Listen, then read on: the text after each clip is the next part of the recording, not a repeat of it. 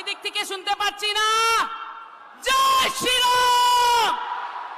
মাঝখানে শুনতে চাই জয় শ্রীরাম। ডান হাতে শুনতে চাই জয় শ্রীরাম। এটা আজকে আমাদের সৌভাগ্য যে আমাদের যশস্বী প্রধানমন্ত্রী নরেন্দ্র মোদীজি আজকে আমাদের মধ্যে উপস্থিত হবেন। মহিলাদের মান সম্মান এর জন্য যদি কেউ ভেবেছে সেটা হলো আমাদের প্রধানমন্ত্রী নরেন্দ্র মোদী। তিনি ভেবেছেন যে একটা মা কি করে রান্না করে বাড়িতে যদি গ্যাস কানেকশন না হয়।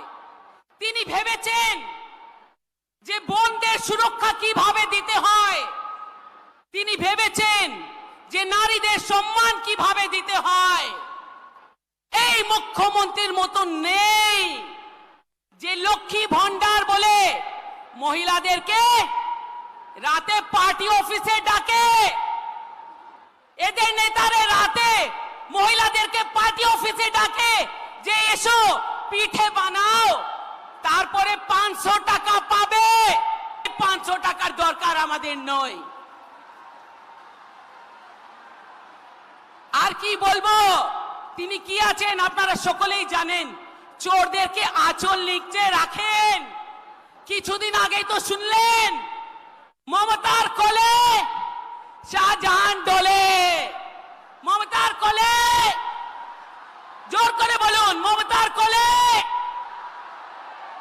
এই শাহজাহানকে তো ঠিক জায়গায় পৌঁছে দিয়েছি আমরা।